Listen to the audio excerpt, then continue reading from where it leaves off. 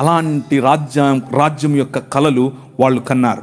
కానీ ఈ దేశ నిర్మాణం చేసినటువంటి క్రైస్తవ సమాజం, ఈ దేశ నిర్మాణం చేసినటువంటి క్రైస్తవ సమాజం కలలు కన్నటువంటి రాజ్యం స్క్రీన్ మీద మీకు కనిపిస్తూ ఉంది.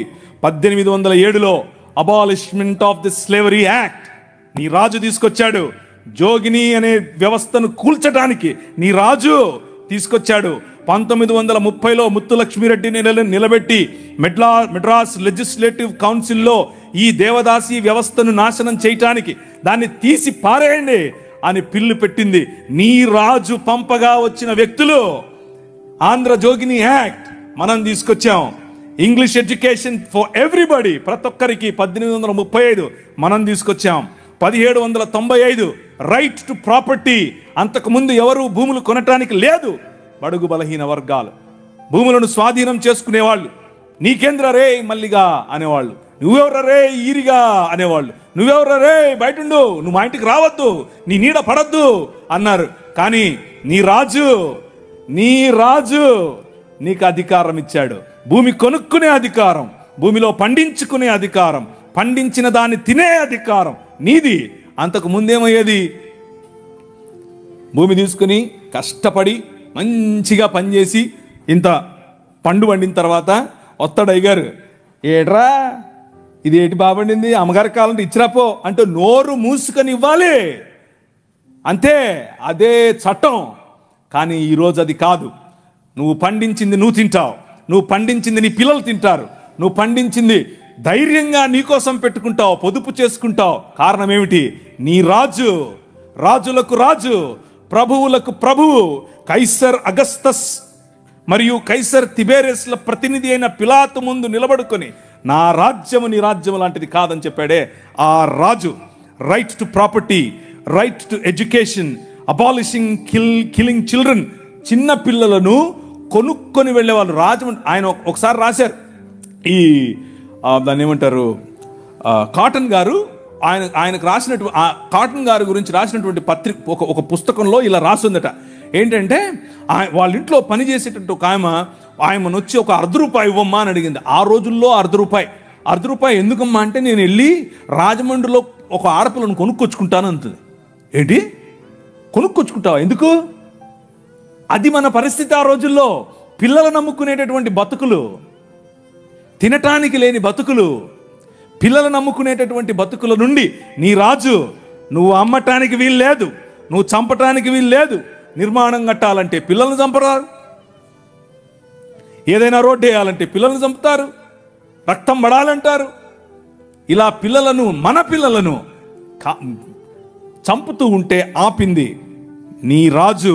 రైట్ టు ఎడ్యుకేషన్ 1913, నువ్వు పెళ్లి చేసుకుంటే నీ భార్య 7 రాత్రులు బ్రాహ్మణుడితో పడుకోవాలి. ఇది ఈ దేశ చట్టం. నువ్వు నల్లగా ఉన్నావట, నీకు దాన్ని ఏమంటారు బట్టతలు ఉందంట, రింగులు ఎంటుకలు ఉన్నాయంట, కాబట్టి నువ్వు దాసుడివి, దస్యుడివి, నువ్వు రాక్షసుడివి, నువ్వు మ్లేచ్చుడివి. కాబట్టి నీ జీవితాన్ని మార్చాలంటే, కాబట్టి నీ వంశాలు మంచిగా మారాలంటే బ్రాహ్మణుడితో నీ భార్య పడుకోవాలి. కలిగే పిల్లలు ఎలా ఉంటారు? అప్పుడు ఆర్యీకరణ జరుగుతుంది. కృణ్వంతో విశ్వమార్యం అన్నారు. అంటే అర్థం ఏంటి? ఈ ప్రపంచం మొత్తాన్ని కూడా ఆర్యీకరణ చేయాలి అన్నది వారి రాజ్య కళ. The kingdom of Rama, but the kingdom of God, దేవుని రాజ్యం ఏమందో తెలుసా? ఎవరితో పడుకోవక్కర్లేదు. My blood is enough, I will cleanse you from all sin. ప్రతి పాపము నుండి యేసు రక్తము నిన్ను కడిగి పరిశుద్ధునిగా చేస్తుంది. ఎవరి దగ్గర పడుకోవక్కర్లేదు. మనం ఈ దేశానికి ఒక చట్టం ఇచ్చాం. ఏం చట్టం ఇచ్చాం? 1819లో. ఇదంతా నేను సుత్తి కొడుతున్నా అనుకున్నారా? చట్టం ఇది. ఒక్కసారి చరిత్ర తిరగేయండి. ఇదంతా నీ రాజు చేశాడు ఈ దేశానికి. నీ రాజు తీసుకొచ్చాడు. నల్లట్ట పుస్తకం మోసుకొచ్చినోళ్ళు కష్టపడి పిల్లులు వేసి, రిట్ పిటిషన్లు వేసి, నిలబడి కొట్లాడి నీకు ఇచ్చిన హక్కిది. That is the kingdom of God. No discrimination, right to sit, abolishing child marriages. ఇలా చెప్పుకుంటూ పోతే ఎన్ని చట్టాలు చేసాం మనం. రైలు మనది, పోస్ట్ ఆఫీస్ మనది, ఐఏఎస్ తెచ్చింది మనం, ఐపీఎస్ తెచ్చింది మనం. తెలుగు భాషను మ్లేచ్ఛ భాష అన్నారు. అరే ఏం భాష మాట్లాడుతున్నాడు మ్లేచ్చుడా అంటే, తెలుగు భాషలో డిక్షనరీ, మొట్టమొదటి డిక్షనరీ మంది మీ నాయన రాజు, ద కింగ్. మనం ఇచ్చాం. CP brown, he was a machinery. ఆయన కలెక్టర్ మాత్రమే కాదు, మిషనరీ. తెలుగు భాష గద్య భాగంలో మొట్టమొదటి పేపర్ మనది. తెలుగు భాష గద్య భాగంలో మొట్టమొదటి పుస్తకం మనది.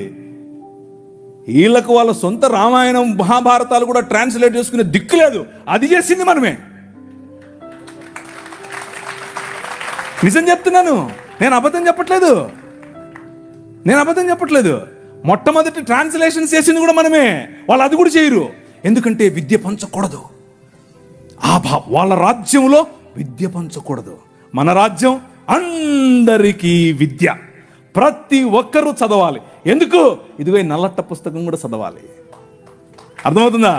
నల్లట్ట పుస్తకం చదివితే దిమాగ్ ఖరాబ్ అవుతుంది, దిమాగ్ ఫిరాయిస్తుంది, మనిషి వెంటనే మనిషి అవుతాడు.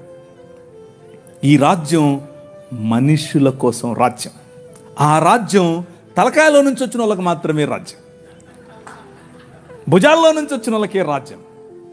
ఈ రాజ్యం అందరి రాజ్యం, అందరికీ సుభిక్షత, అందరికీ పట్టభద్రత్వం. అలెగ్జాండర్ డఫ్ అనే ఒక ఆయన, ఎంతమంది ఉన్నారు ఈ పేరు? ఒకరు, ఇద్దరు, ముగ్గురు, ఒకే ఒక 10-15 ఉన్నాయి. మిగిలిన వాళ్ళు ఒక చెంచా నీళ్లు తీసుకొని దూకండి. అలెగ్జాండర్ అంటే పొరపాటున మీరు ఆ గ్రీకు ఒక ఆయన వచ్చాడు గుర్రం వేసుకొని, ఆయన అనుకుంటారు కాదు, ఈయన వేరే. అలెగ్జాండర్ డఫ్. ఈయన రవి అస్తమించని బ్రిటిష్ సామ్రాజ్యం పైన ఇన్ఫ్లుయెన్స్ తీసుకొచ్చాడు. ఏం ఇన్ఫ్లుయెన్స్ తెలుసా? నా పిల్లలు చదవాలి, మా భారతీయ పిల్లలు చదువుకోవాలి. వీళ్ళు అన్నారు, ఎందుకు, మాకు అవసరం లేదు, మీ పాశ్చాత్య విద్యతో మేమేం చేస్తాం, మేము మంత్రాలు చదువుతాం. ఆయన అన్నాడు, మంత్రాలకు చింతకాయలు నైరాల్తా హై. అలెగ్జాండర్ డఫ్, నో, చదవాలి, మన పిల్లలు చదవాలి, ఆంగ్ల భాషలో చదవాలి, ప్రతి భాషలో చదవాలి, తెలుగులో చదవాలి, తమిళంలో చదవాలి, బెంగాలీ కావాలి, పుస్తకాల తర్వాత పుస్తకాలు, పుస్తకాల తర్వాత. ఈ అలెగ్జాండర్ డఫ్ యొక్క ఇన్ఫ్లుయెన్స్ కారణం చేత ఈశ్వరచంద్ర విద్యాసాగర్, అలాగే రాజా రామ్మోహన్ రాయ్ ఇలాంటి వాళ్ళు నిలబడి, ఎస్, మా పిల్లలు చదవాలి, మా పిల్లలు కూడా చదవాలి, మంత్రాలకు మేమేం చేసుకోవాలి, అవసరం లేదు, ఎల్లమ్మకు పుల్లమ్మకు పోయి మీరు చదువుకోండి అని యూనివర్సిటీస్ ఒకే సంవత్సరంలో, అటువైపు మెడ్రాస్ యూనివర్సిటీ, ఇటువైపు బాంబే యూనివర్సిటీ, ఇటువైపు శ్రీరాంపూర్ యూనివర్సిటీగా ఈరోజు ఏదైతే ఉందో బైబిల్ కాలేజ్ అనుకుంటున్నారో అది ఆ రోజు కల్కట్టా యూనివర్సిటీ. 3 యూనివర్సిటీలు స్థాపించటానికి వెనకుండి పనిచేసింది ఈ అలెగ్జాండర్ డఫ్. ఈయన ప్రభావం, ఈయన ఇన్ఫ్లుయెన్స్ కారణం చేత మెకాలే అనే ఒక వ్యక్తిని ఈ దేశానికి పంపించారు. పోయి చూసి రాపో బాబు, అసలు చదువు అవసరమా లేదా. ఆయన ఇచ్చినటువంటి నివేదిక, ఎస్, అందరూ చదవాలి. ఇంతమంది కూర్చొని ఉన్నారు, బైబిల్ సంకలో పెట్టుకుని ఓ వెళ్ళిపోతున్నారు, బాగుంది. కానీ ఏడి ఒక్క అలెగ్జాండర్ డఫ్? మీ ఊరి ఎమ్మెల్యేని ఇన్ఫ్లుయెన్స్ చేసే దమ్ముందా నీ దగ్గర? మీ ఊరి ఎంపీ దగ్గర నిలబడుకొని మాకు ఇది కావాలి అని అడిగే దమ్ముందా నీ దగ్గర? అలెగ్జాండర్ డఫ్ నీ కోసం కొన్ని 100 సంవత్సరాల క్రితం నీ పిల్లల కోసం ఆలోచించాడు. ఎలా కట్టాం మీ దేశాన్ని తెలుసా? దూరదృష్టి, దూరంచే యుద్ధవాసనను పసిగట్టడం. యోబు గ్రంథంలో రాసినట్టు, గుర్రమును చూచితివా, అది వాడి రౌతును తిరస్కరిస్తుంది, తలతలలాడు ఈటెలను మెలమెలలాడు ఆ బల్లెములను చూసినప్పుడు రా రా అని ఉద్దండ కోపముతో మిడతల వలె గంతులేసి ముందుకెళ్తుంది. యుద్ధం అంటే దానికి అంత ఇష్టం. ఏది, ఎక్కడున్నారు అలెగ్జాండర్ డఫ్లు? రైజా ఇంతవరకు పాట పాడారు, లే నిలబడు, లే నిలబడు. ఎప్పుడు నిలబడతావు ఇంక నువ్వు? డాక్టర్ బాబాసాహెబ్ భీమ్రావ్ అంబేద్కర్ గారి మాట అన్నారు. ఆయన కూడా ఒక చోట నేర్చుకుందే, మనమే నేర్పాం. The king of this world నేర్పాడు. ఏమన్నారు తెలుసా? చరిత్ర, నీ చరిత్ర నీ చరిత్ర తెలుసుకోకపోతే నువ్వు చరిత్రలో లేకుండా పోతావు. ఇది నీ చరిత్ర. ఇది నువ్వు ఈ దేశానికి, ఈ దేశ నిర్మాణంలో నువ్వు సాధించినటువంటి చరిత్ర.